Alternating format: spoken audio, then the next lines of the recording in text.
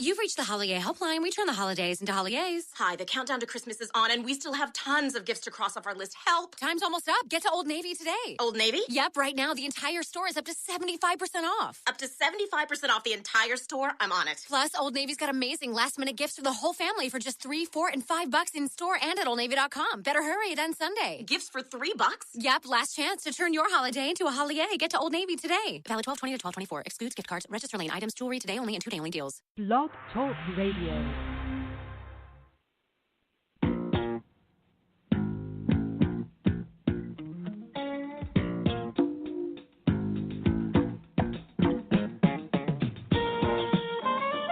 Welcome to On Trial,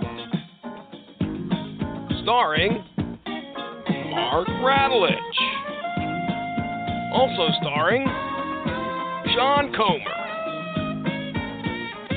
Hope you're ready, Hollywood, because you're on trial.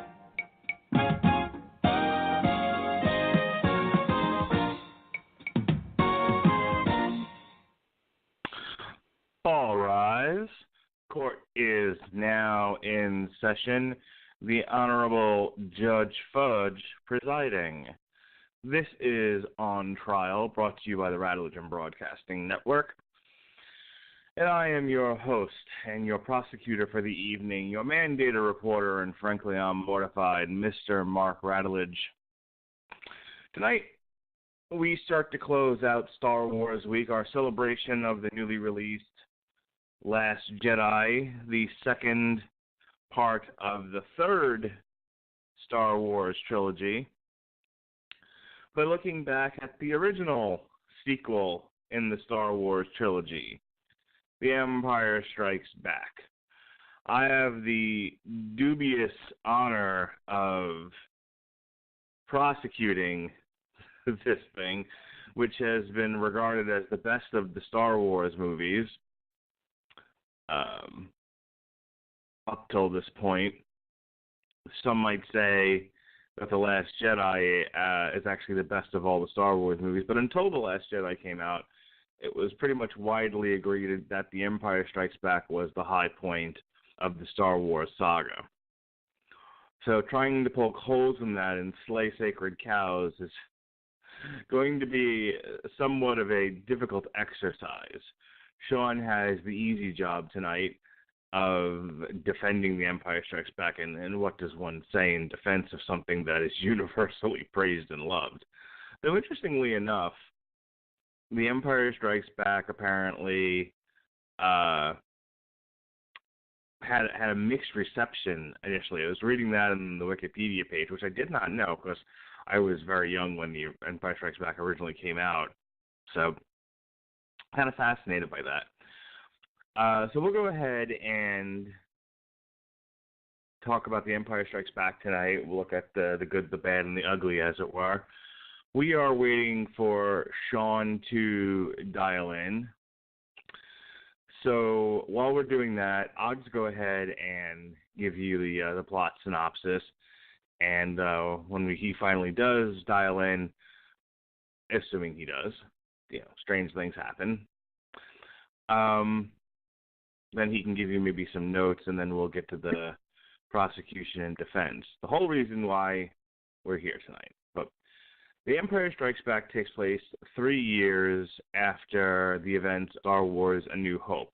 Of course, that ended with a farm boy piloting an X-Wing down the trench of the Death Star and taking the 1 in a million shot and blowing it up. This, of course, exposes the rebels on their hidden base in Yavin, which the Empire was set to destroy before Luke turned the whole thing around and blew the Death Star up. Well, the Empire is out for revenge, so they've driven them off Yavin, and they have been pursuing them across the galaxy.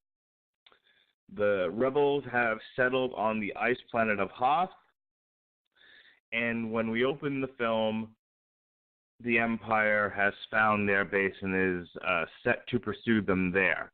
Once the rebels realize that the Empire is on their way, they set about abandoning the base heading back out into space to try to find a new place to settle in and continue their resistance against the Empire.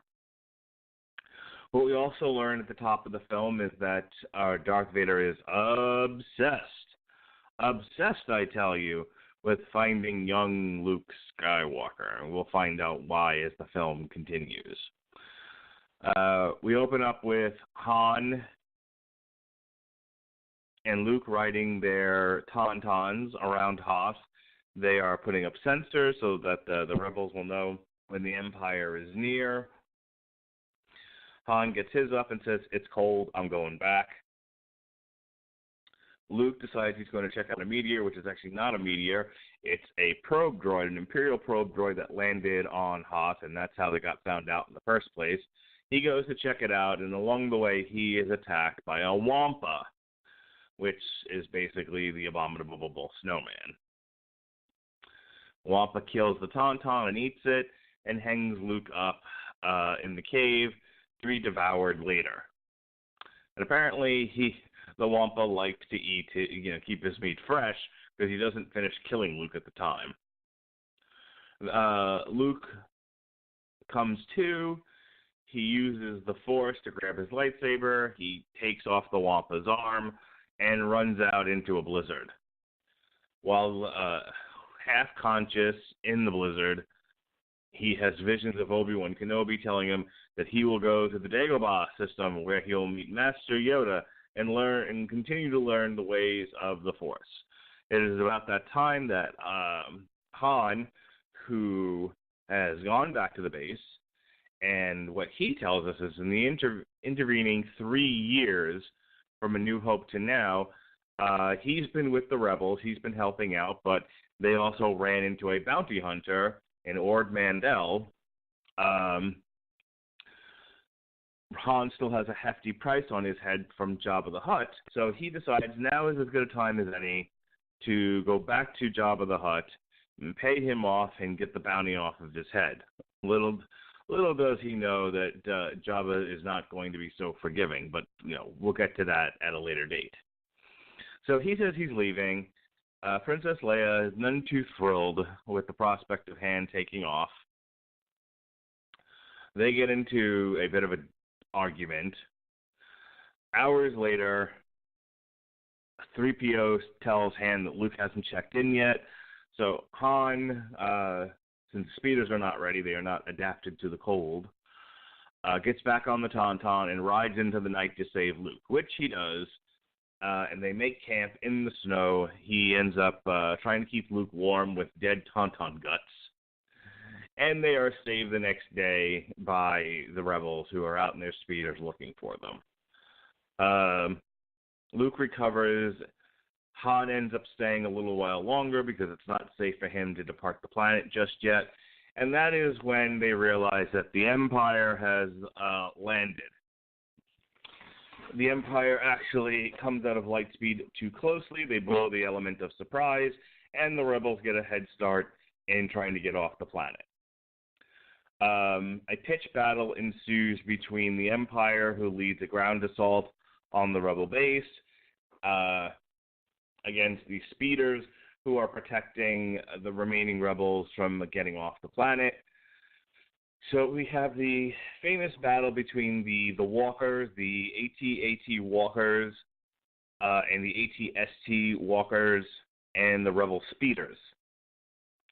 Armor being, this is basically a tank battle, tanks against small planes. And the small planes are not able to penetrate the armor of the walkers, of the tanks, so they use harpoons and tow cables, because sure, why not, to trip the things up and make them fall down, and once they are down, they are able to find weak points and hit them and blow them up. Unfortunately for the rebels, while they are able to get mostly get away, the base is infiltrated eventually by the Empire. Leia is not able to get to her ship, so Han gets her on the Millennium Falcon, and the Millennium Falcon is in a state of disrepair, the hyperdrive.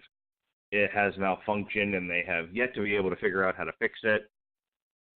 So Han, Chewbacca, Leia, and C-3PO board the Falcon with the Empire in hot pursuit, and they are not able to use light speed to get away.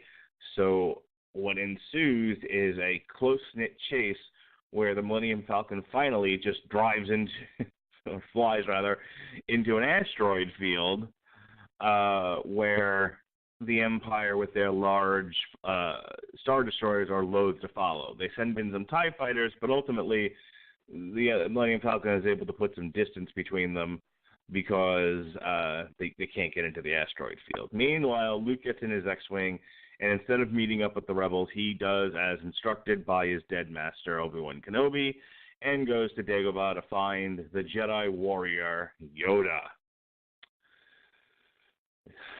Luke lands on Dagobah. There's a bit of a mystery as to who Yoda is.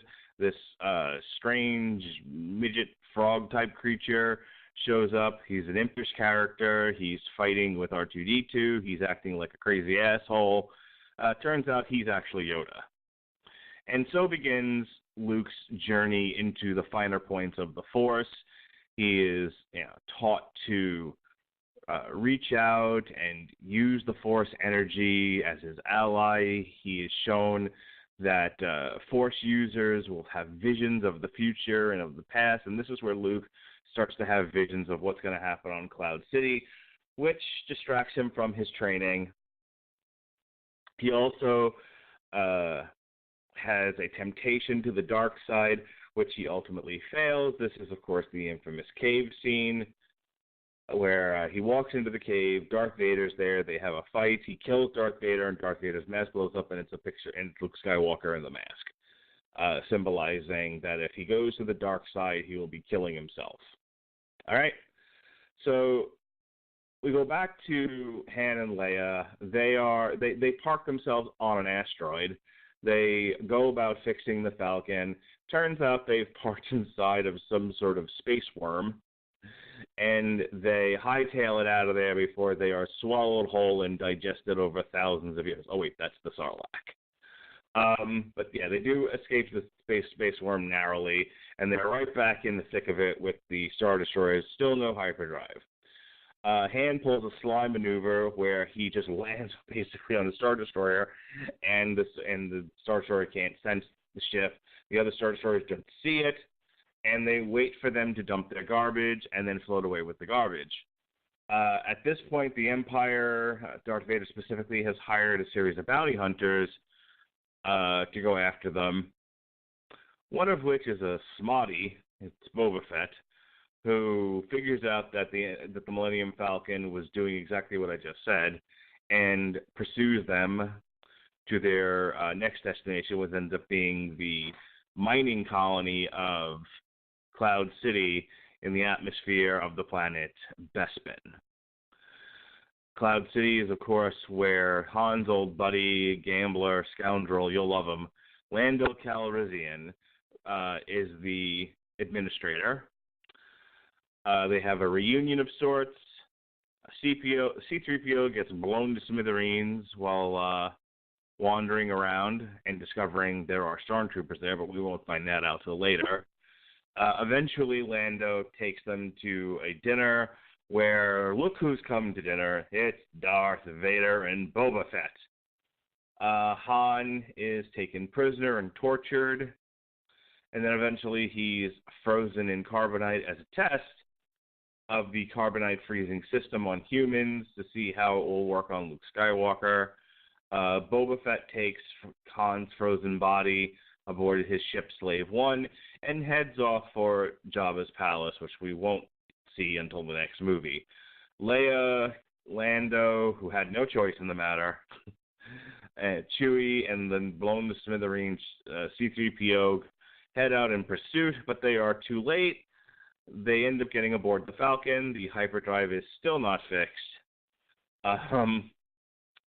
They meet Luke in the meantime, aborts his training because he can't get the vision of his friends dying out of his head. So he goes to Cloud City to save them. He is, of course, led into a trap set by Darth Vader.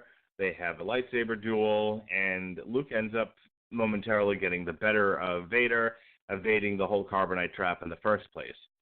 Having been embarrassed, Darth Vader turns up the heat and the violence, starts using foreign objects to best Luke, and they end up fighting out onto a ledge where it is revealed, the big reveal, ladies and gentlemen, the biggest reveal in the history of Star Wars, that Darth Vader, the most evil, vile, violent man in the galaxy, is the hero's dear old dad. He's his father, has a bit of a conniption, and he is offered the opportunity to join Darth Vader by his side.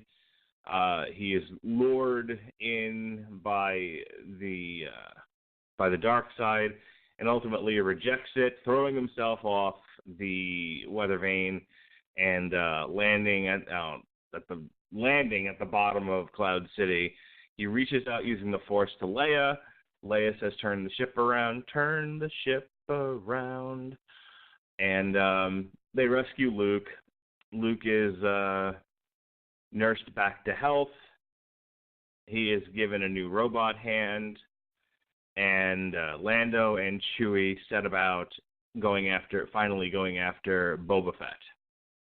While Luke and Leia nurse their wounds and their pride aboard a medical frigate at the Rebel fleet. And that is where we leave The Empire Strikes Back.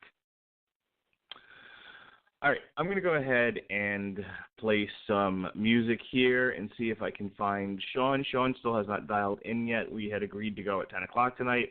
He's still out there in the world. So I'm going to go ahead and we'll take a little break here. I'll see if I can find him, see what's going on, and then hopefully we'll be able to get back to the show. All right? So here, enjoy a little Galactic Empire.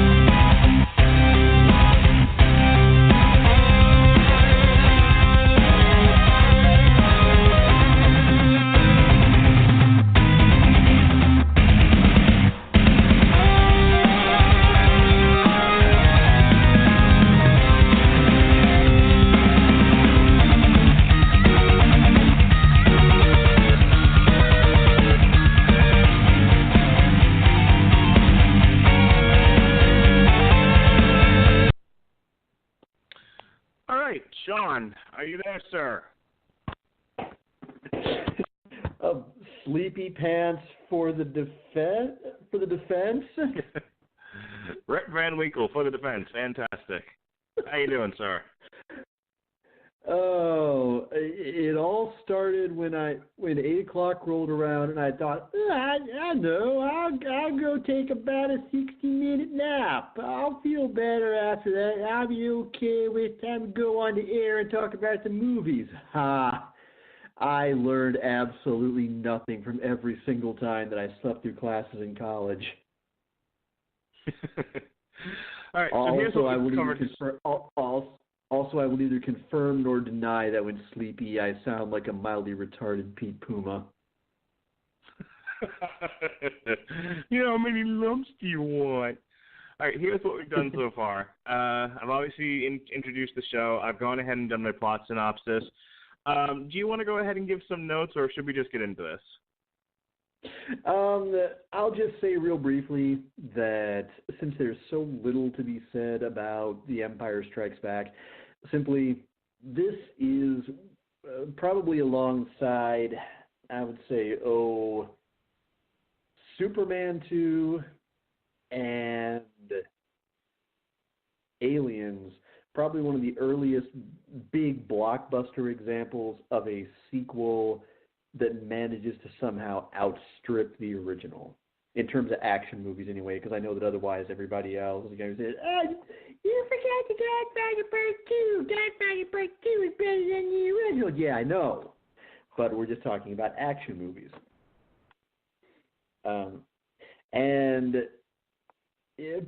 Reasonable minds will differ about why that is, but what's generally accepted is that George Lucas stepped back from being extremely seriously hands-on to just working on the things that he's proven to truly be most consistently best at over the years, which is he was most directly involved with visual effects through his, at the time, recently expanded shop, Industrial Light and Magic, and also taking more of an immediate hand in the financing role. Otherwise, directing, he stepped aside so that he could hand the reins over to, actually, oddly enough, one of his former film school professors, Irvin Kershner. He laid out the story, but he handed the ball for the screenplay mostly over to Leigh Brackett and Raiders of the Lost Ark writer Lawrence Kasdan to really set things directly in cement. And, well, the results really speak for themselves, in addition to being the most unanimously well-reviewed chapter in the saga up to that point. When it was released, it got mixed reviews from critics at first, but it's sweepingly now regarded as not just one of the greatest science fiction films of all time or one of the greatest blockbusters, but just one of the greatest films, period. Empire ranked at number 3 on their 2008 list of their 500 greatest movies ever. It was the highest grossing release of 1980 to date. If you factor in both the original run and its multiple re-releases, it's grossed more than $538 million in, the 10, 20, the 30, the almost 35 years since its release. Second highest grossing sequel of all time, and the 13th highest grossing film ever released in North America. I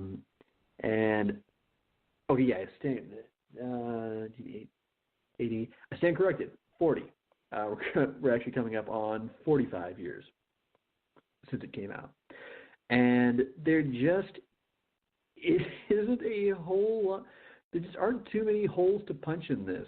So, Mark, I owe you a big one, buddy, for letting me close out the year on kind of a gimme.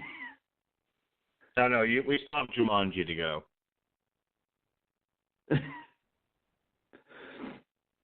Wait. We still have Jumanji. As in you and I have Jumanji? Yeah. Next week is Jumanji, the Robin Williams version. Oh, yeah, we do. That's still pretty easy. It's hard to hate the original Jumanji. I mean, I haven't seen the what are we calling this one? Are we calling it a direct sequel? Is it a reboot? Just kind of a continuation? I think I don't know. I guess it's a reboot-ish. I mean, it's got a slightly different premise. They're doing a video game rather than a board game, and it's totally new characters. So maybe an update of the concept. Oh, okay, yeah. There you go. The Rebookable update, starring Karen Gillian, Jack Black, The Rock, and oh, holy crap! I have blanked on his name entirely. Oh gosh, God, Rob hates him. The Weenad. Yeah. What's his name? I want to say Kevin something, but I don't even know if that's right. Yeah, Kevin Hart. Thank you. Yep, Kevin Hart. You know, the short one. Yeah, and you could tell how desperately I was trying hard not to say the little black man. You know, the wee black guy. The wee colored feller. All right. Well, that's next week. Let's stay on this week. Are we ready to put this sucker on trial, sir? You want to shake your sillies out, shake the crust out of your eyes? You ready to go? I just laid in bed for about 15 minutes deliberating whether it was probably showtime doing that. Actually, had I done a little less of that, I probably would have been slightly less late. So, no. All right, here we go. You go right. Yeah, okay, go right ahead. I want to present for my first bit of evidence in the interest. There's a saying, and I'm going to butcher it a little bit, but if you can find somebody else to say it better, go with that. I know that's really a saying. That's more of a concept. I said I was going to butcher it, but I have here the 1980 review by Vincent Canby. The Empire Strikes Back strikes a bland note. And I want to read this to the audience because here's an example of somebody who was a little underwhelmed with what many consider to be the high point of the Star Wars franchise, and still is, in many people's eyes, the highlight of the Star Wars franchise. I'm going to skip this first paragraph here as it's just, laying out sort of the foundation of his review. But, confession. When I went to see The Empire Strikes Back, I found myself glancing at my watch almost as often as I did when I was sitting through a truly terrible movie called The Island. The Empire Strikes Back is not a truly terrible movie. It's a nice movie. It's nice, but it's too big. It's not by any means as nice as Star Wars. It's not as fresh and funny and surprising and witty, but it is nice and inoffensive, and in a way that no one associated with it need be ashamed of. It's also silly. Attending to it is a lot like reading the middle of a comic book. It is amusing in fitful patches, but you're likely to find more beauty, suspense, discipline, craft, and art when watching a New York harbor pilot bring the Queen Elizabeth II into her Hudson River berth, which is what The Empire Strikes Back most reminds me of. It's a big, expensive, time-consuming, essentially mechanical operation. Gone from The Empire Strikes Back are those associations that so enchanted us in Star Wars, reminding us of everything from the Passion of Jesus and the stories of Beowulf and King Arthur to those of Tom Sawyer and Huck Finn, the Oz books, Buck Rogers, and Peanuts. Strictly speaking, The Empire Strikes Back isn't even a complete narrative. It has no beginning or end, being simply another chapter in a serial that appears to be continuing not onward and upward, but sideways. How then to review it? The fact that I am here at this minute facing a reproachful typewriter and attempting to get a fix on The Empire Strikes Back is perhaps proof of something I've been suspecting for some time now. That is that there is more nonsense being written, spoken, and rumored about movies today than about any of the other so-called popular arts except rock music. The Force is with us indeed, and a lot of it is hot air. Folks, that was written in 1980. Oh, how far we haven't come. My goodness, how prophetic. And anyway, ordinarily, when one reviews a movie, one attempts to tell a little something about the story. It's a measure of my mixed feelings about The Empire Strikes Back that I'm not all that sure I understand the plot. Okay, that's because there is no plot to this movie, which is a major problem with it, but I digress. Let's get back to this man's review. That was actually one of the more charming conceits of Star Wars, which began with a long, intensely complicated message about who was doing what to whom in the galactic confrontations we were about to witness, and which, when we did see them, looked sort of like a game of neighborhood hide-and-seek at the Hayden Planetarium. One didn't worry about its politics. One only had to distinguish the good persons from the bad. This is pretty much the way one is supposed to feel about The Empire Strikes Back, but one's impulse to know, to understand, cannot be arrested indefinitely without doing psychic damage, or worse, without risking boredom.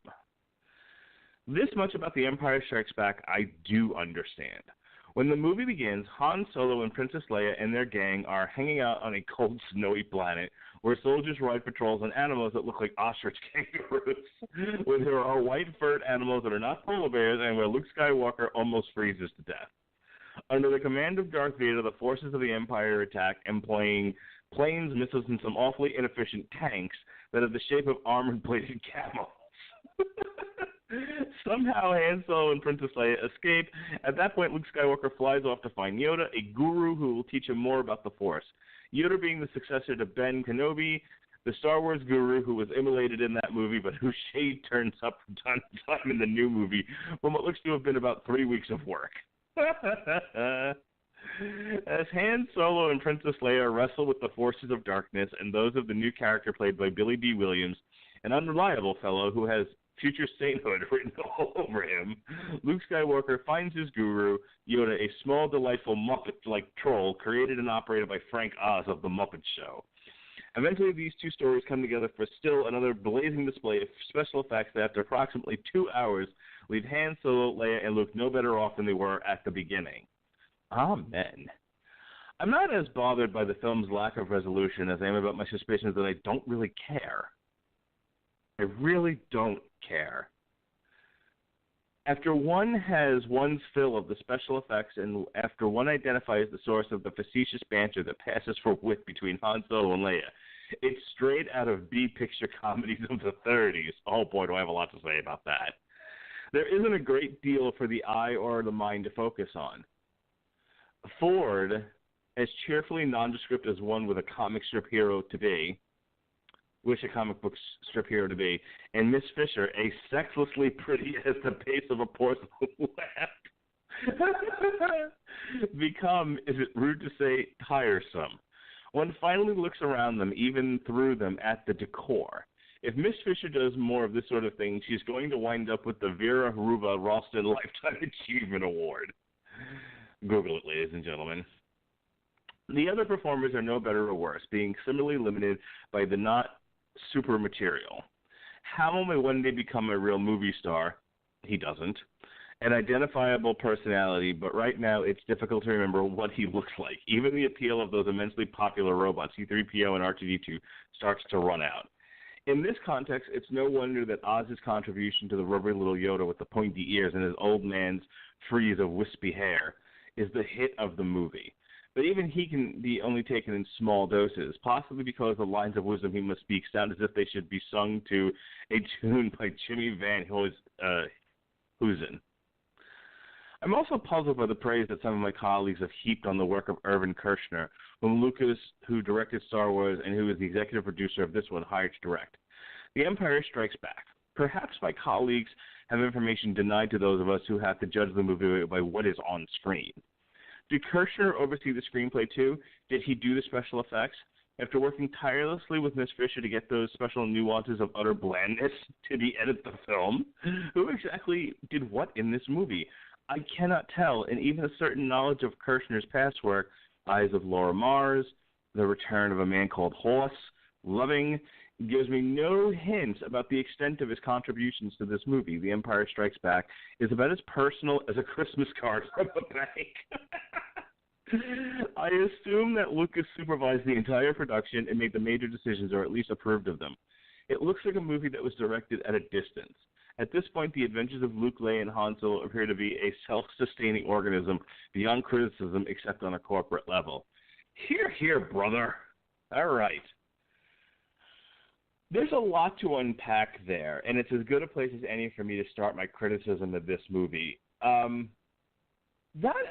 His comment about this has no plot rings very true. I've now watched this twice in as many days, and even back, watching it years ago, watching the special editions when they were re-released in the theaters, there I went with my gaggle of friends, all super fans of Star Wars, who went to the Dome Theater in Seaford to relive 1980. I was almost 4 at the time, and I remember watching The Empire Strikes Back as an adult and thinking to myself, wow, I don't know why I like this so much. It has no plot. It opens midstream, and when it's over, it just kind of ends because two and a half hours have passed, and it's time for the movie to go away for a little while. He's absolutely right in the sense that nothing got resolved. You have, one could call the central conflict that between Darth Vader and Luke Skywalker the sort of thing that anchors and holds it together. But is anything resolved between the two? You end up finding more about their relationship. You find out that Darth Vader is Luke Skywalker's father, so there's the huge reveal. But it ends when Luke Skywalker takes himself out of the fight. Nothing changes. They're still on opposite sides of the fence, and, there's more to come. The very definition of resolution is the situation has ended, has become solved in some way. It is resolved. Nothing is resolved between Darth and Luke. It's resolved in Return of the Jedi. So again, you have this middle chapter that continues the story of the Empire trying to put down the rebellion. And because the focus is on this small band of characters, we don't ever see what happens to the rebellion.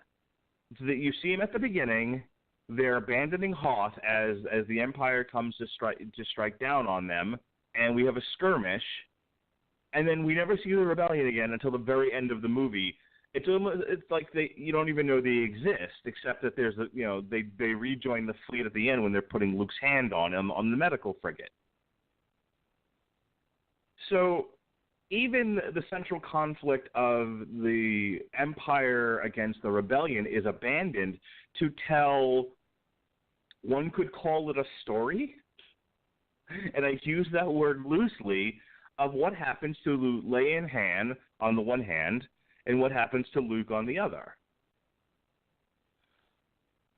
I want to talk a little bit about Carrie Fisher for just a moment. Carrie Fisher, I think calling her utterly bland is a little overdone as a criticism. I think Carrie Fisher did the best job she could with the material she was given.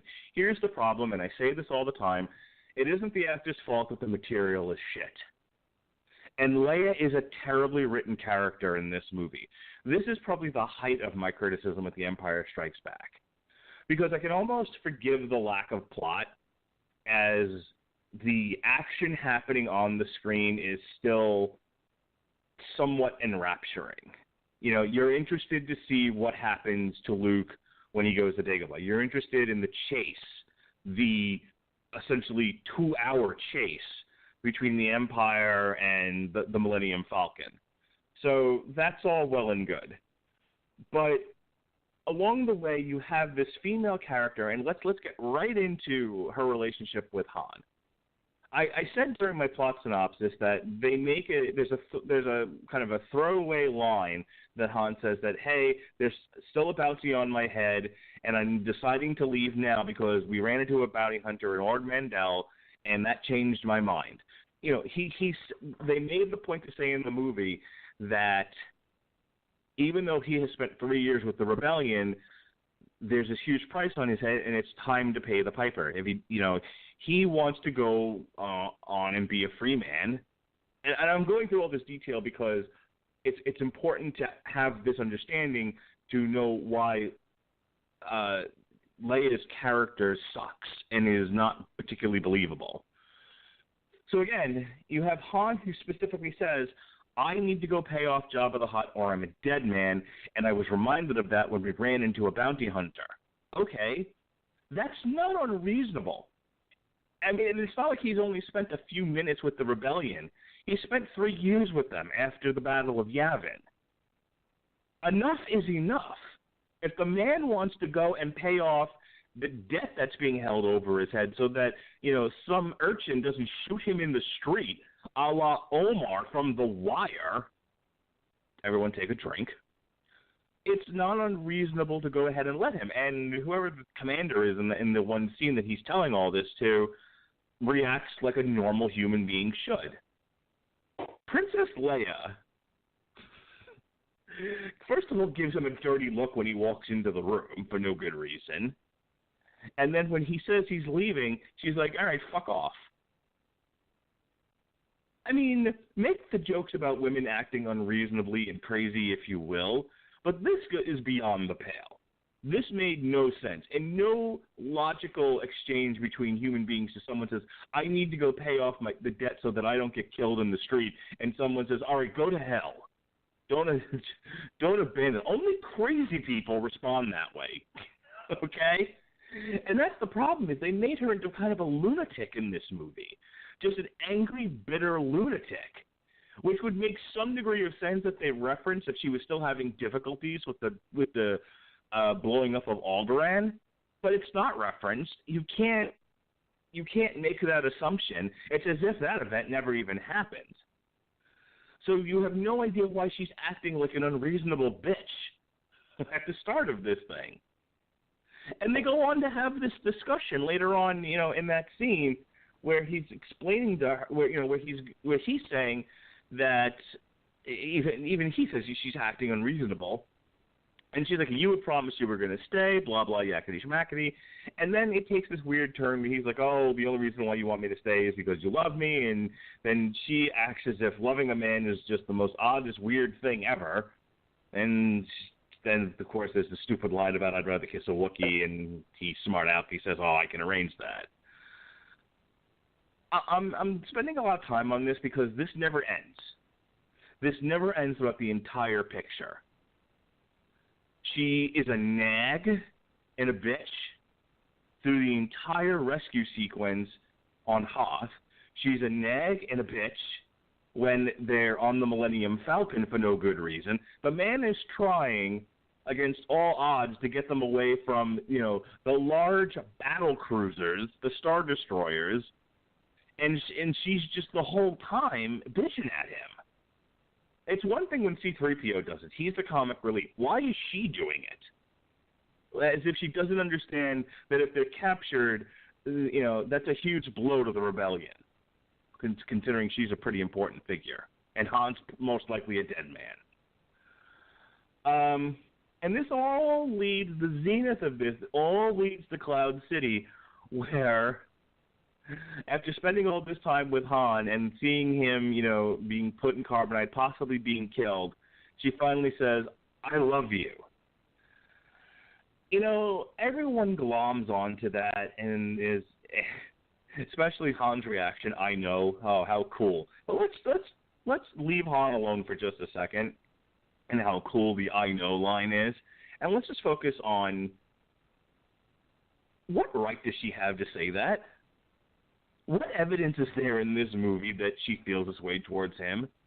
She's basically called him an asshole for most of the picture and complained, and then suddenly says, I love you, when when under threat. And I'm not a robot. I get that it's romantic in a sense. It's just not believable. Not given her characterization for 9/10 of this movie.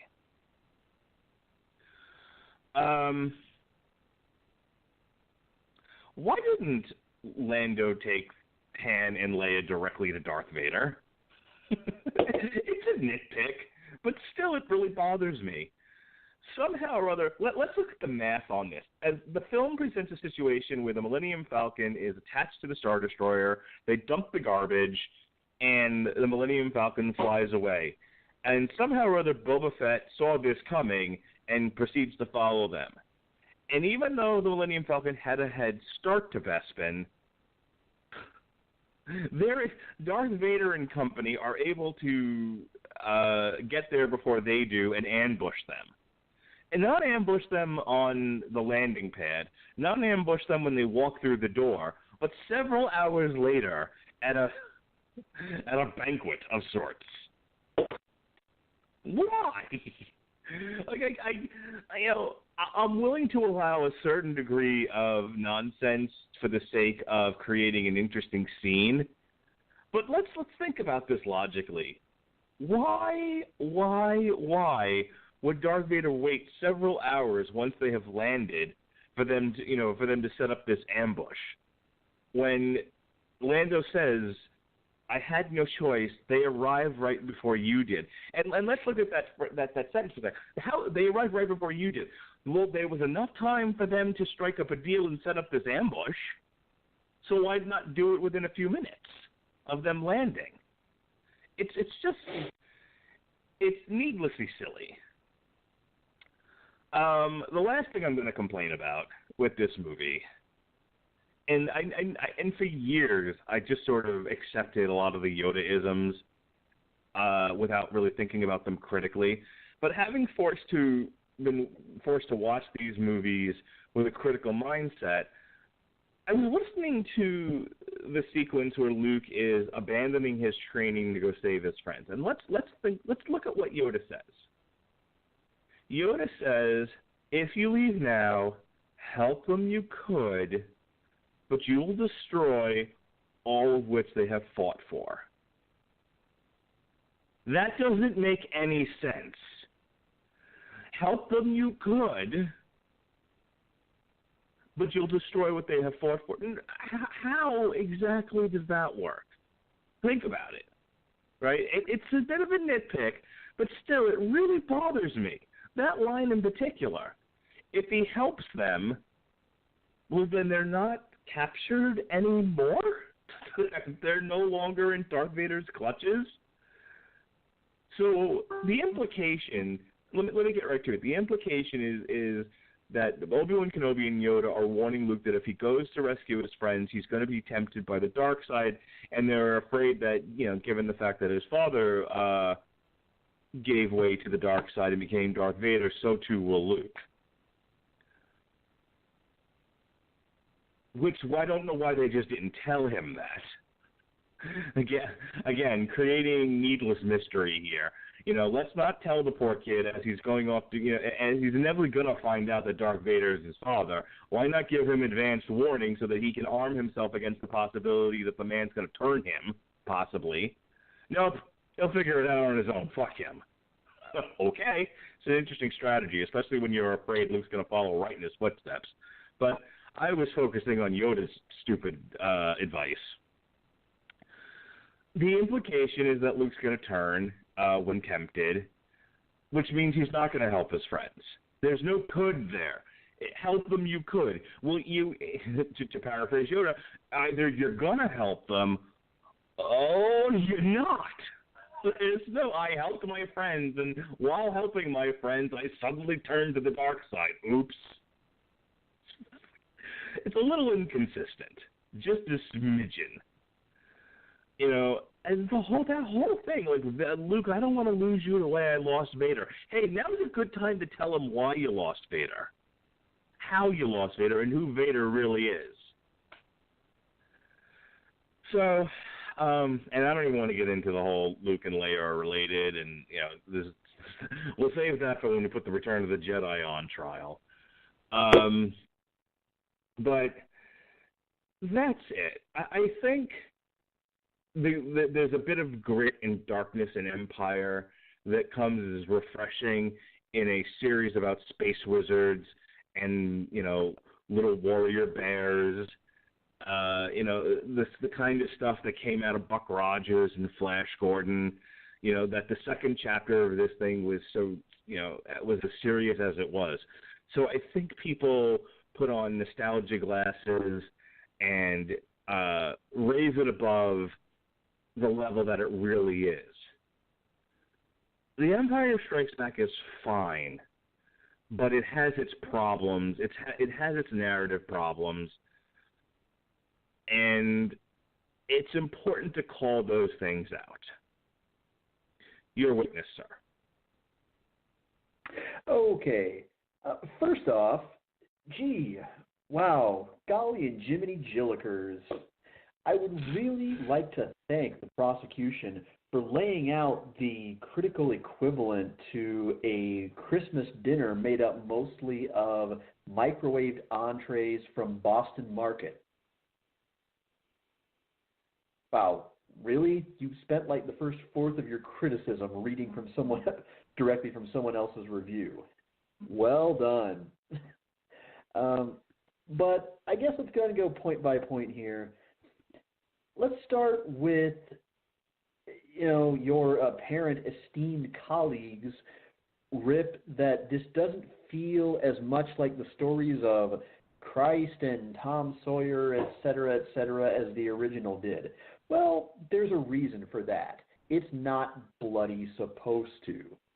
Because for the time being, at that time, very few movies, if any, had ever taken a story that was basically a by-the-numbers foundational interpretation of Joseph Campbell's hero's tale, or hero's journey, and really followed it up directly, kind of right after, to display the evolution of the hero after that journey. It's what happens next. It's a departure from those stories. It's both a continuation and a departure, because one of the things that makes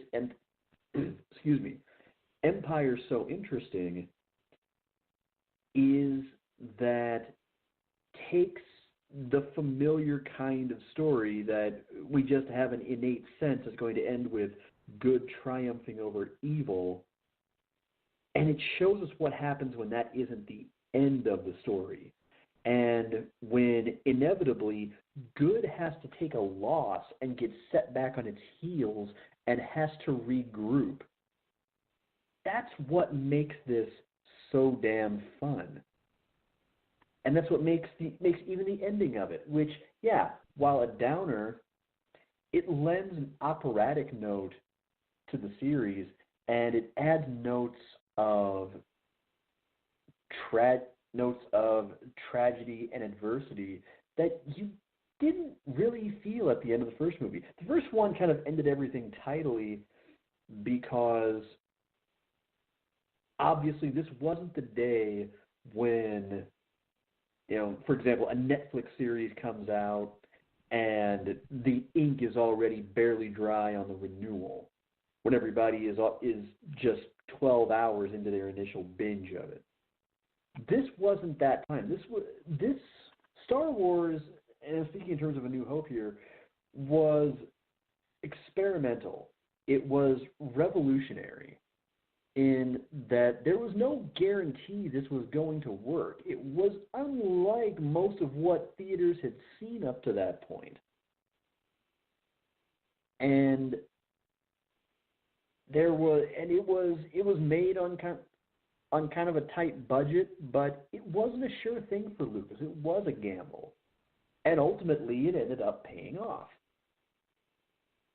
So for the follow-up to that story and the lead into the remaining stories that he had in mind, it needed to strike a different tone. This wasn't meant to be a definitive resolution any more than a lot of other sophomore sequels nowadays are intended to. It's much like how X2, X-Men United, it is not a definitive one-off, all-encapsulating resolution to the X-Men story up to that point. Or how obviously Spider-Man 2 leaves everything on a lingering thread. The Dark Knight ends tragically with unanswered questions. Those all did exactly what this movie did first and what this movie did better up to that. And that brings me to the notion that this is plotless. Okay. Yeah, I'll grant. It kind of brings you in having made a lot of assumptions on its own. Namely, the assumption that most of the people who were coming to see this sequel to a groundbreaking, unheard of theatrical success that had been released prior had actually already gone to see the groundbreaking, unheard of theatrical release prior to this that sets all this up. It's meant to be made for people who saw the first movie, but just in case they didn't, okay, that's what the opening crawl is for.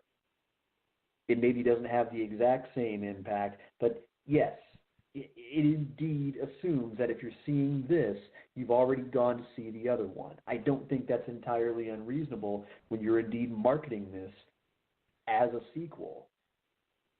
To have said, hey, just so you know, the story makes a lot more sense if you've seen this other thing that came first. We're just telling you ahead of time. We really hope you've gone to see this one first, because that's really setting the bedrock for this whole story. It's continuing that. I don't know what to tell you if you went into this one unaware of that.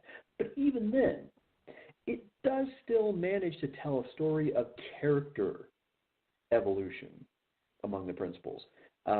Luke has gone from being an obnoxious, whiny, fresh-faced farm boy to now being a member of a high-stakes, ongoing galactic rebellion who is faced with the continuation of an unclear destiny and continuing his training to truly, as he claimed he wanted to in the first movie, set out to become a Jedi like his father.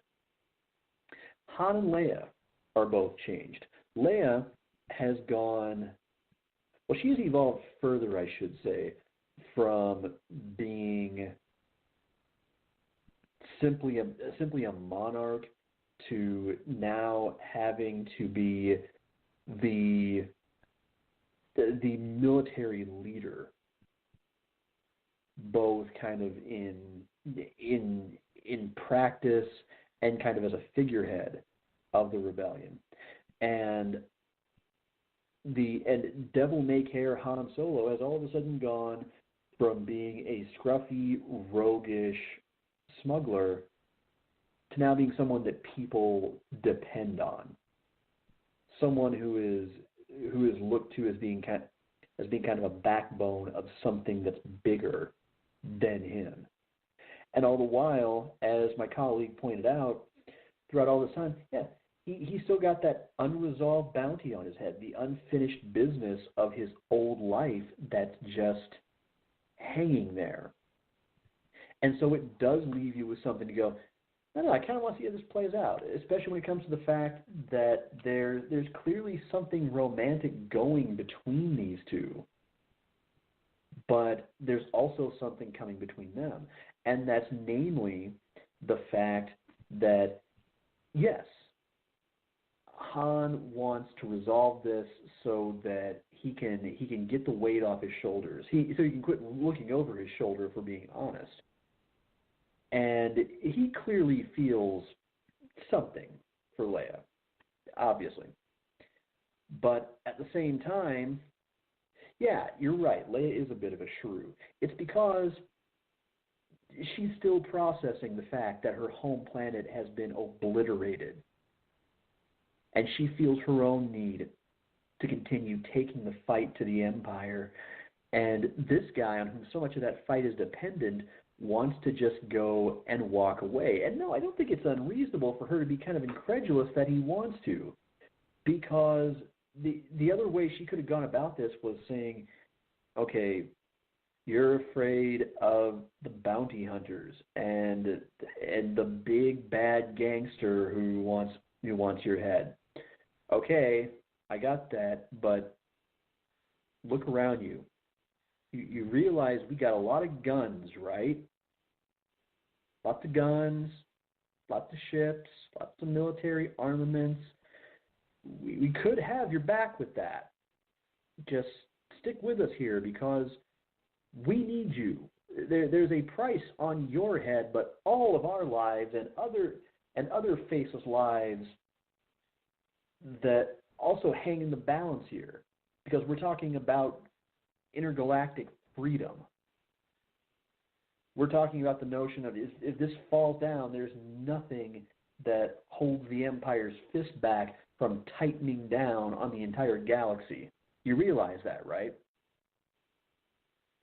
So that really should have kind of resolved most of that right there. But the most satisfying part of that character development is the fact that Leia is humanized. She is taken far beyond the archetype by the fact that, yes, she feels something for Han. No, she doesn't express it until the last minute, and you can really read the regret that Carrie Fisher carries across on her face during that scene. But at the same time, again, she's balancing that against something that is bigger than her. In a way, they're polar opposites. Han is trying to put his personal stakes ahead of the greater cause. Leia has no choice but to put that greater cause ahead of what? Ahead of something that's clearly in her heart. You know, it's watching these characters be taken out of their comfort zones that really lends a lot of meat to what is otherwise a pretty both simplistic and divided plot. Because on the one hand, you've got Luke journeying to Dagobah to continue his training, and then you've got Han, Leia, Chewie, 3PO, and R2 trying to make a clean getaway from the Emperor to Bespin.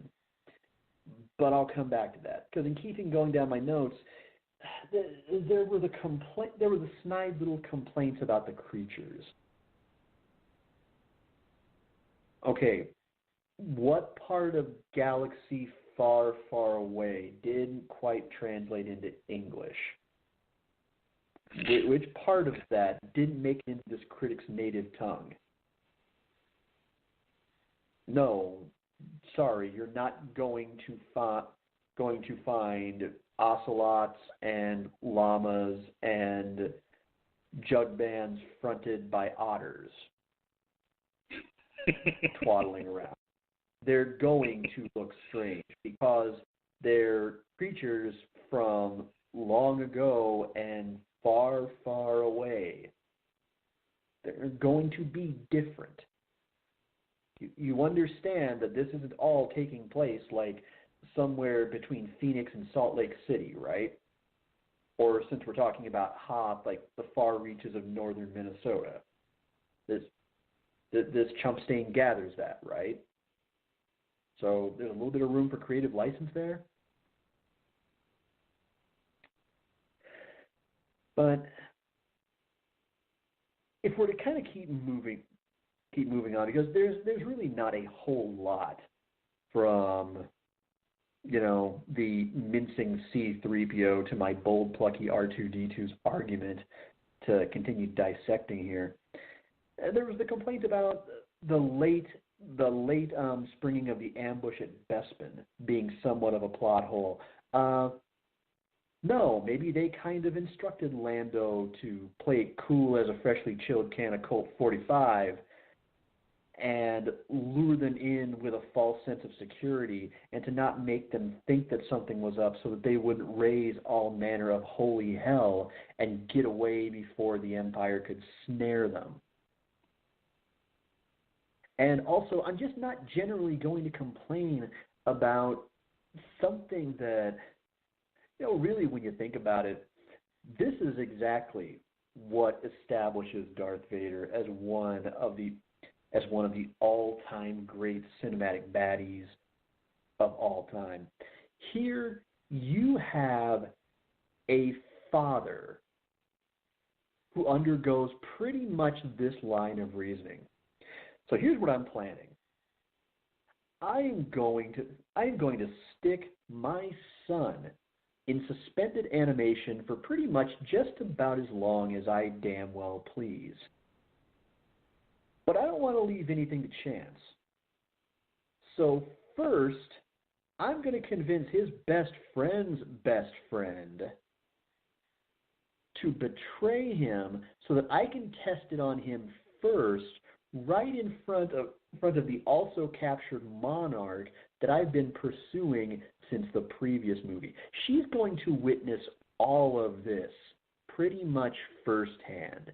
It's going to happen all right before her very eyes. Damn, dude. And even in spite of all this, he still ends up lopping his baby boy's hand off.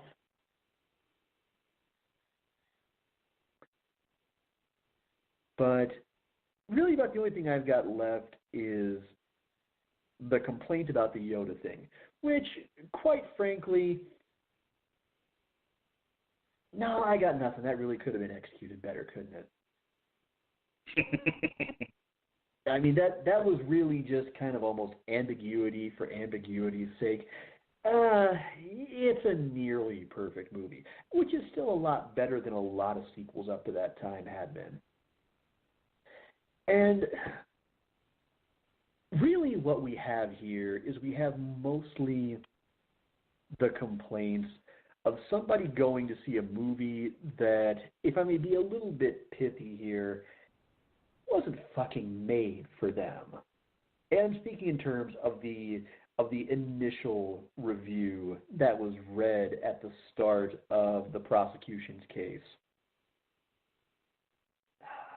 If anything, that is some ancient bullshit ancestor to all of the high-minded critiques of a lot of kind of nerd-oriented movies of today.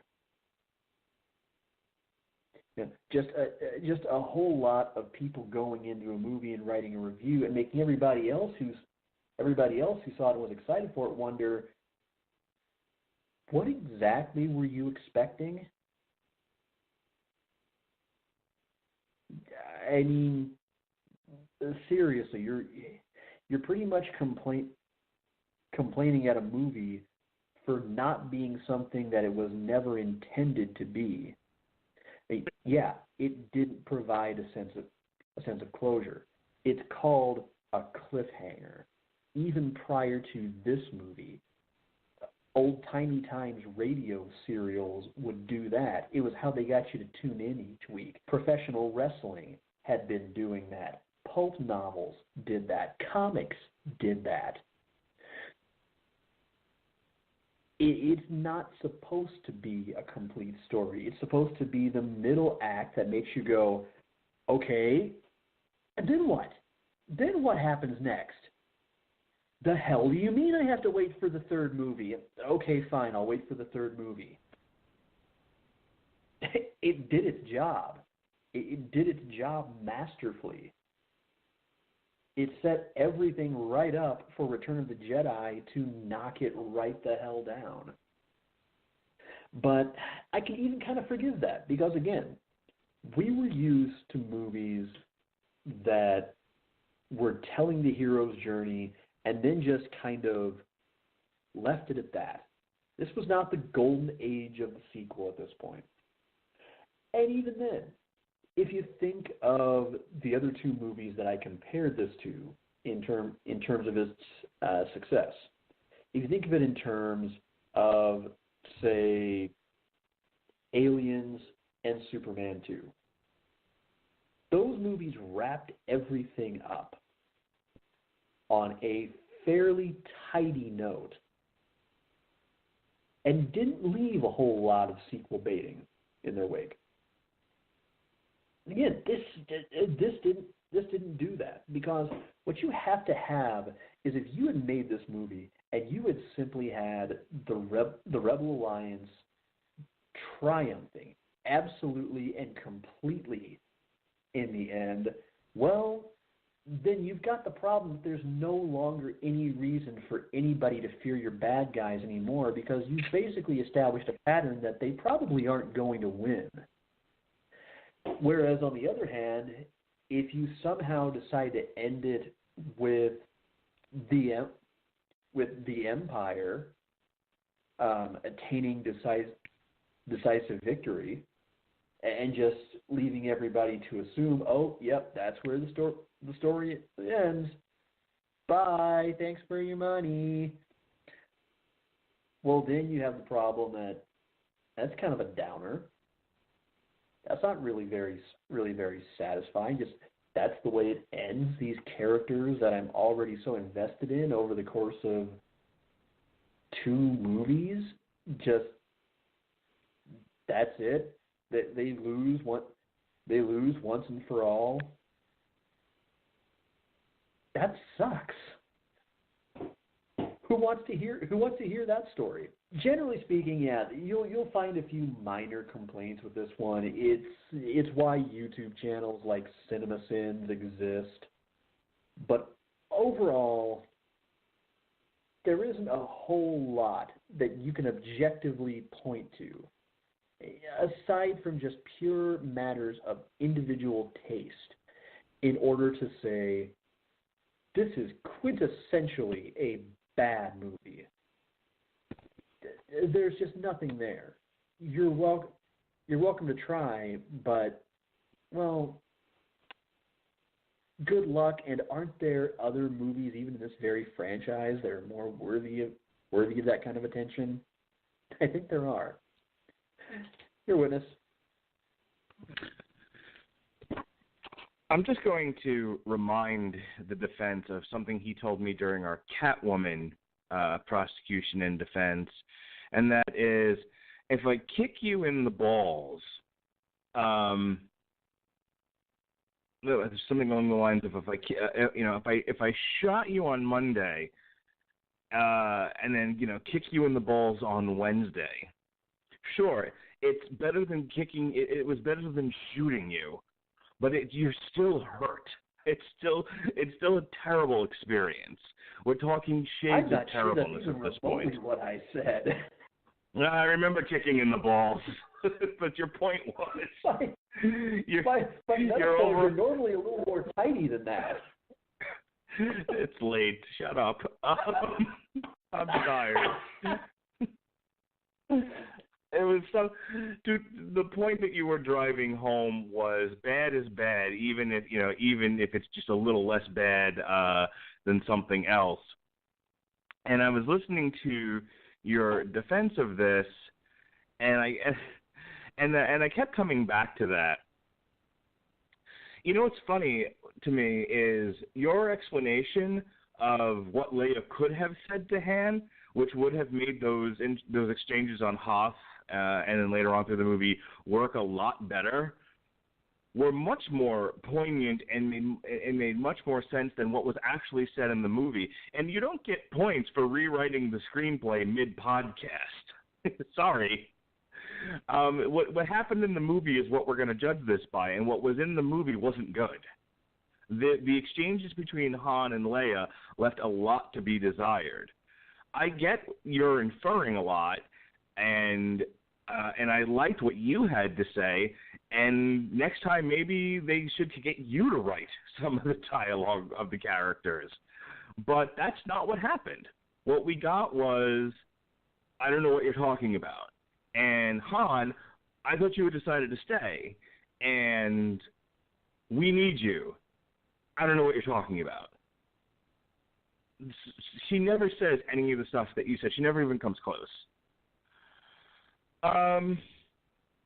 That's it. I don't have a whole. I don't want to belabor certain points. I get the sense you didn't like me reading the review. You seem to have your nipples tweaked a little bit by my doing that. I don't know if it was the tactic itself or what I chose to read. Well, I was debating making a point by pulling out my handy little handwritten recipe book here and reading off my process for making a from scratch Alfredo. Okay. Look, I read it because I thought he made a lot of salient points. I also thought it was. I also wanted to drive home the point that, and this is relevant now. Two things. One, if you want to look at a movie that's the middle chapter of a series, but resolves a lot of the conflicts and sets up new ones for the next chapter, go watch The Last Jedi. We've talked about it ad nauseum this week. I don't want to talk about it anymore, especially on a podcast where I'm supposed to be talking about The Empire Strikes Back. But the comparison couldn't be more. Going to see that on Christmas Day, thank you. Okay, well, I definitely don't want to spoil it for you then, but The Last Jedi does a better job of resolving the central conflicts than The Empire Strikes Back does. But more to the point,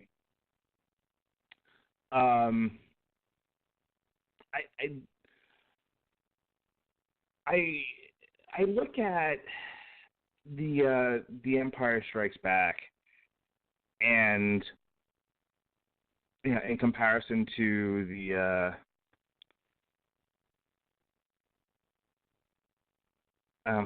you know what? I liked what the guy had to. Oh yeah, okay. I don't know where I was going with this. Sorry, lost my point for just a moment. All right, I'm back.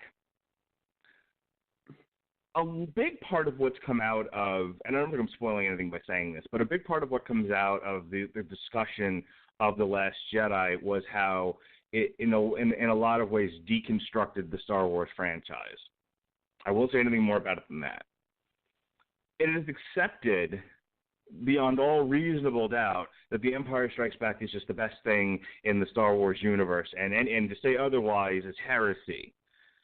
And I like the fact that this guy in 1980, for better or for worse, gave what I thought was a salient argument as to why it's not as great as everyone thinks it is.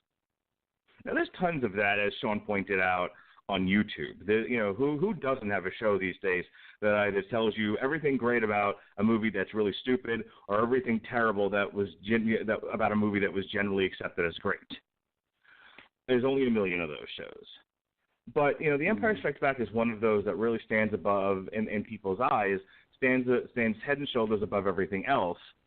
And, this is clearly not a Star Wars. This is clearly not a Star Wars fanboy. This is, and as much as we like to pick on professional reviewers, I don't think they were as terrible as they are now back in 1980. And this guy doesn't come across as bad as some of the ones that Rob and I read on Damn You Hollywood when we do the Rotten Tomatoes bit. So I think that's important. I think it's important to look at some of our sacred cows and knock them off their pedestal and say, no, here's where they have some problems. And whether you agree or disagree with some of the points that I brought up, as Sean pointed out, a lot of this does go back to taste and personal opinion. I don't think it's the world's weirdest opinion that there's some stuff very, very wrong with The Empire Strikes Back. Maybe not as wrong as The Phantom Menace or The Return of the Jedi, but wrong is still wrong. A kick in the balls is still a kick in the balls. The defense rests. Yeah, I just think we picked the wrong Star Wars movie to dissect. I wanted to challenge. To be honest with you, Sean, I really wanted to see what was possible if you looked at this thing super critically. I don't know. I don't think we did a bad job of analyzing it.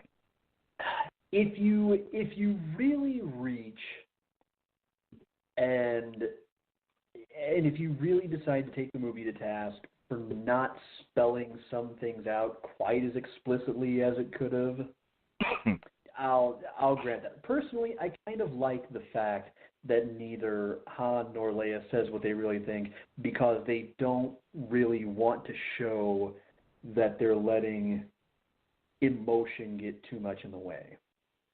It could be just as characters they're unable to. You know, that's the thing. Well, exactly.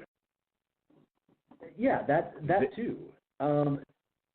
And that to me, I'm fine with that. I'm very much okay with that. I don't think that's something it's really worth it to take something to task for.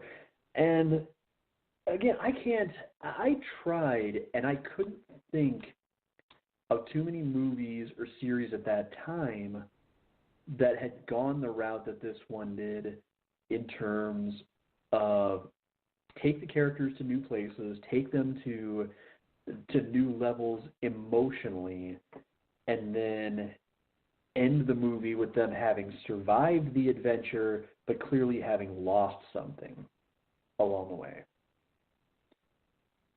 So I don't know. Maybe that just kind of subverted critical expectation to that point so much that it was seen as a negative. But no, you don't think that the Star Wars franchise in and of itself gets blown up well past its actual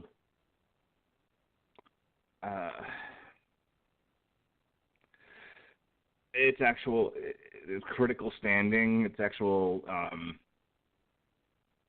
I don't know how quite to put this, but I sometimes get the feeling. Go ahead. I was going to say, when you say blown up past, you mean exactly. All right, let me explain it this way. Have you ever seen the documentary The People versus George Lucas? I know it exists, but to be honest, I've never really had any interest in seeing it. Okay. In 50 words or less, and I'm going to be brief with this because I want to end in the next 2 minutes, if we can.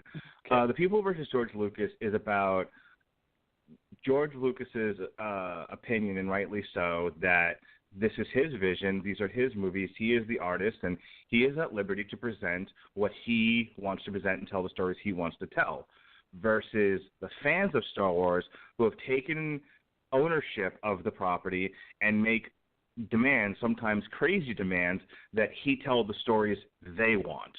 And this has drawn them into conflict. Regardless of whether or not you think the prequel trilogies are well-made movies or not, the central conflict between Lucas and the fans is those aren't the stories that we all wanted, and that is the story he wanted to tell, and that creates this huge problem. And when I say blown up past, I'm looking at the fan side of this thing where they've taken ownership of it. We've taken ownership of it. We've infused what we think it should be.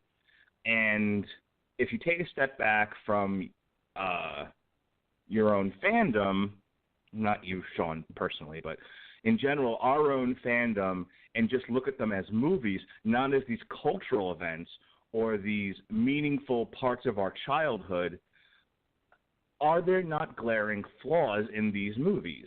You know, I look at somebody like Robert Winfrey, who's not a fan, who's really able to look at them critically, sometimes a little harshly, and see that there's some pretty massive problems with all of them to one degree or another. Is it not fair to point those things out?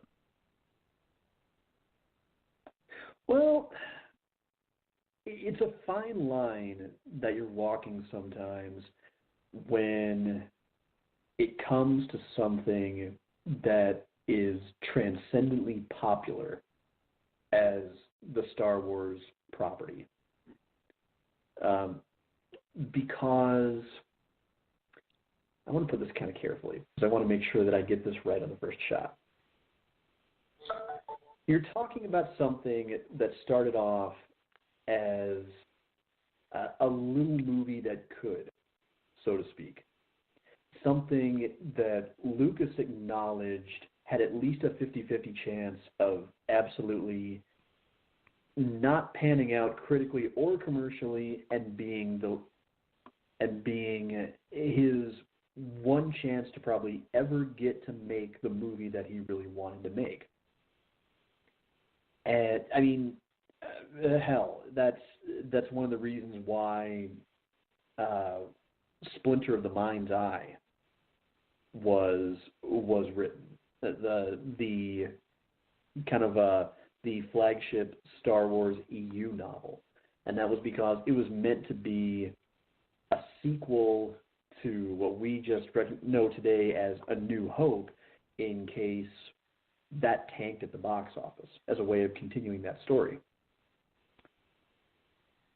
But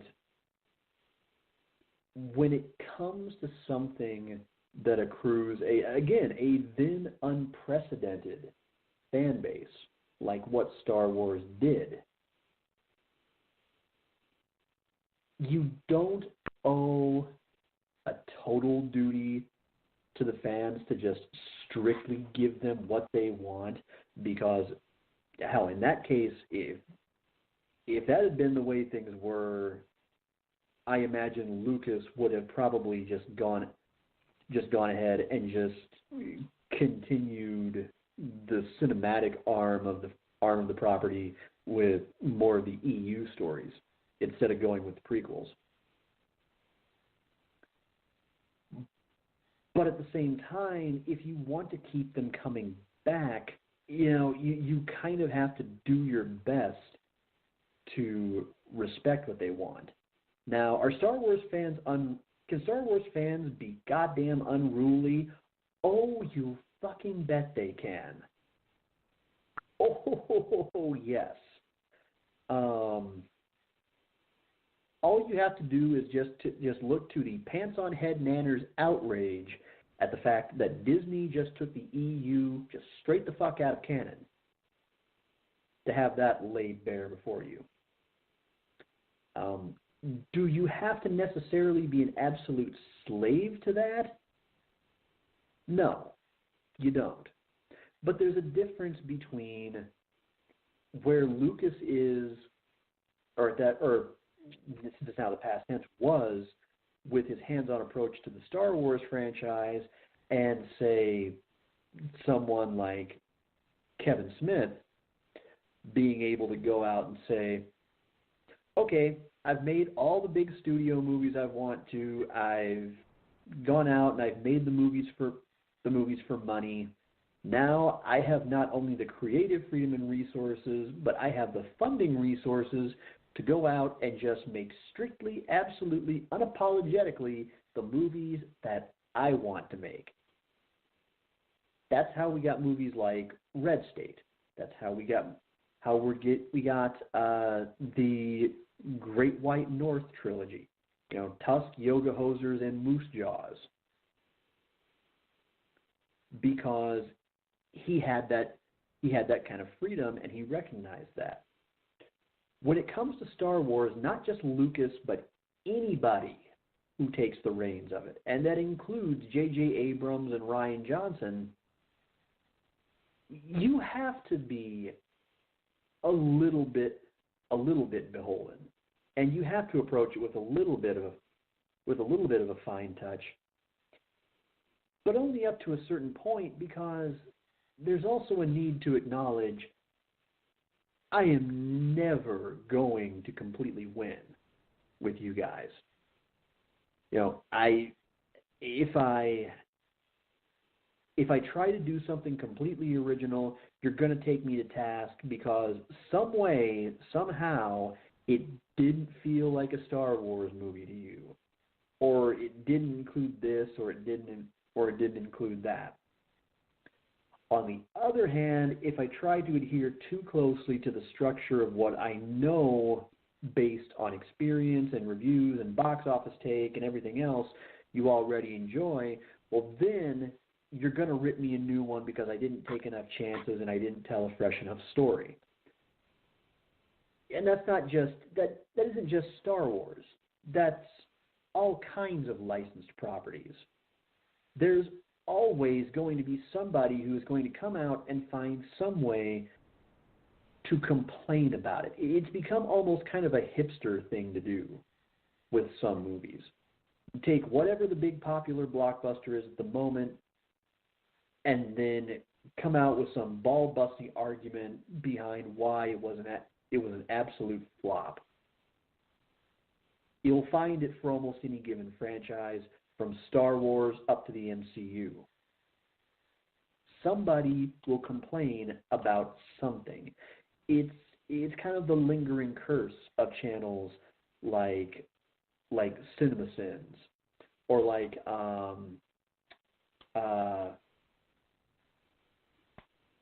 like Mr. Plinkett and review shows like that. They're meant to be somewhat satirical piss takes, even of stuff that they actually objectively like. But people go and take them way too damn seriously. And no, there are very few perfect movies out there. Virtually none. Has Star Wars been hijacked? Yeah. To a certain extent, I honestly believe it has. Again, I haven't seen the last Jedi yet. I'm actually looking forward to Monday. Look, I goddamn can barely sit still excited about it. But we heard this also when The Force Awakens came out. I enjoyed it. I absolutely loved The Force Awakens. And yet there were people who complained, "Oh, it's too much like A New Hope." I don't know. I guess I just don't see the point of actually complaining that something is too much like something else that's really widely acclaimed and that I know I enjoy.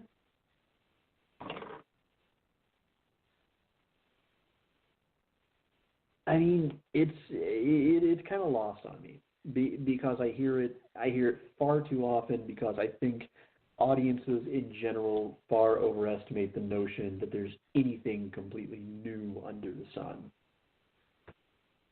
So, anyway. All right. I thought, like I said before, I thought this was an interesting exercise. I don't know if I would recommend taking the show in the direction that we take impossibly hard movies to criticize and continue to try to. But every once in a while, it's good to stretch the old verbal skills, debate skills, etc. Next week should be a lot easier. Next week should be ridiculously easier by comparison. We're going to do on the 28th of December. We'll be looking at the Robin Williams Jumanji. Sean's going to prosecute and I'm going to defend. And then that's it for this year. In January, we kick things off on Tuesday, January 9th. And, On Trial is going to be the wandering show of 2018. It's going to be on Tuesdays, and some Tuesdays. It's going to be on some Thursdays, depending on how full the week is. We're going to do our first show, which is Zack Snyder's 300 on Tuesday the 9th, and then our next show will be on the 30th of January, and that's Sean's pick. I'll be anxious to see what Sean picks. Sean, you always pick some real fun ones, some ones that are a little off the beaten path, ones I don't always expect. So I'll be curious to see what you come up with. I got a few ideas, but nothing I've settled on completely yet. I meant to kind of get around to that this week, but then I had some developments in terms of me getting home to Phoenix that kind of took my attention away from it for the time being. I just never quite got back. Also, well, I a lot of Mass Effect. I was going to say, well, life is important, and certainly getting back to Phoenix, certainly takes precedent over figuring out what we're going to do, what we're going to argue over this week. So, we'll figure it out. We have another month, obviously, to get it done, get it on the calendar. So, you want to go ahead and plug anything? Yeah, sure. Just a couple quick things. First off, as I always like to say every single week, thank you very much to everybody who listens any way you choose to. We always greatly appreciate it, and please know that we welcome your feedback anytime and any place you would like to offer it. Whether you wish that my rants would be a little long-winded, sorry, I've heard that one a few times. I'm working on it, I'm trying. Or suggestions for movies, anything of the kind. We can't promise we'll necessarily get to it. Life has kind of gotten in the way of some of our ambitions a few times over the years, but we'll try. We do listen, and we're genuinely gobsmacked by the fact that anybody tunes in to our little ranty hour of amateurish fun every couple of weeks. But in terms of what I'm working on, if you would like to talk to me directly, offer your thoughts, criticisms, insults, what have you, follow me on Twitter at Comer Codex, because that is also where you can find updates on my blog, comercodex.wordpress.com, which after a long break since Thanksgiving is about to be coming back tomorrow. In fact, I was just finishing tomorrow's blog a little bit earlier tonight. Also coming up in January, on a date somewhat to be determined, I'm going to be making my debut writing for YesWrestling.com. I'm going to be writing a column called 8-Match Tag. It's going to be my probably, I imagine, bi-weekly playlist of 8 matches centered on a favorite match type, a favorite promotion, a favorite era, a favorite performer. And actually, my very first one is going to be looking at the 8 essential matches that make up the Ballad of Shawn Michaels and The Undertaker. You're not going to want to miss that. Again, that's YesWrestling.com, and keep an eye to at Comer Codex for updates. Also coming up in January, FPGnews.com is returning, and with it, I am coming back to bring you live-ish play-by-play pay-per-view coverage. For those of you who can't tune in to the WWE Network, I am going to be making my grand return to furiously typing insanely detailed recaps as matches happen for this year's Royal Rumble, live from Philadelphia. So keep an eye out there.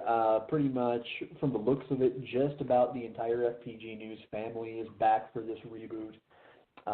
Myself, the esteemed Stuart Lang, our good friend Danielle Kavanaugh, the somewhat controversial but always interesting Darren Ramsey, the whole bunch. We're all going to be jumping in there to bring what was a wonderful blog back to life.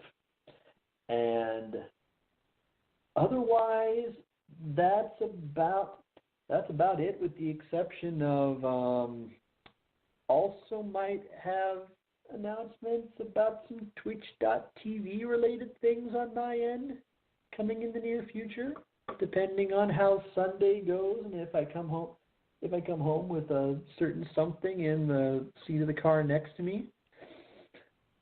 But otherwise, love each and every last one of you, and don't forget to never dull your colors for someone else's canvas. All right. This has been Star Wars Week here on the Radulich Broadcasting Network. We did the Princess Leia comic book trade paperback, brought to you by Marvel on Monday on Source Material. We reviewed The Last Jedi on Tuesday on Damn You Hollywood. The Metal Hammer of Doom contributed with their review of Galactic Empire's self-titled album, Galactic Empire. Next week is Christmas. Jesse Starcher's got a DC holiday special for you on Source Material on Christmas Day. Damn You Hollywood does our last review of the year, and for at least another month and a half, with Jumanji, Welcome to the Jungle. If you enjoy watching Robert suffer and me laughing at him, this is the show for you. The 27th is the Metal Hammer of Doom year-end special. You're going to hear myself, Robert Cooper, and Jesse play some stuff that we did not get to. We went almost every single week here. I think it's the only show that went every single week in the year 2017, almost without missing a week, I think, for the most part. But even with going weekly, we still missed quite a few albums we wanted to talk about. So we'll play a track from those on the year-end special and, talk about the year in metal and what we liked, what we didn't like, etc. And then, as I said, Sean and I closed out 2017 with the last show of the year on trial, Robin Williams' Jumanji. So go ahead and check that out. We kick off January.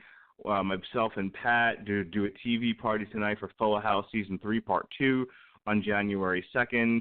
And the Metal Hammer of Doom kicks off 2018 with an album from late 2017, Morbid Angel, Kingdoms Disdained.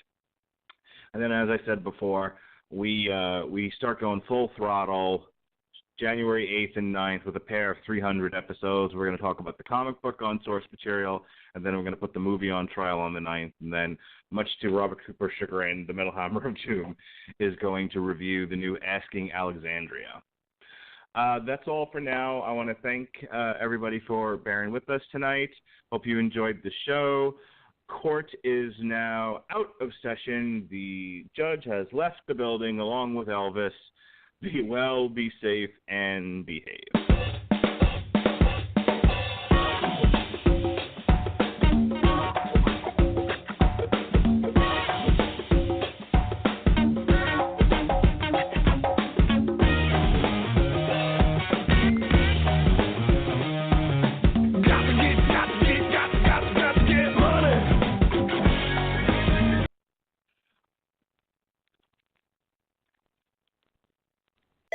You've reached the Holiday Helpline. We turn the holidays into holidays. Hi, the countdown to Christmas is on, and we still have tons of gifts to cross off our list. Help! Time's almost up. Get to Old Navy today. Old Navy? Yep, right now the entire store is up to 75% off. Up to 75% off the entire store? I'm on it. Plus, Old Navy's got amazing last-minute gifts for the whole family for just $3, $4, and $5 in store and at OldNavy.com. Better hurry, it ends Sunday. Gifts for $3?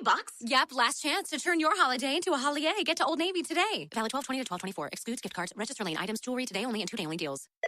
You've reached the Holiday Helpline. We turn the holidays into holidays. Hi, the countdown to Christmas is on, and we still have tons of gifts to cross off our list. Help! Time's almost up. Get to Old Navy today. Old Navy? Yep, right now the entire store is up to 75% off. Up to 75% off the entire store? I'm on it. Plus, Old Navy's got amazing last-minute gifts for the whole family for just $3, $4, and $5 in store and at OldNavy.com. Better hurry, it ends Sunday. Gifts for $3?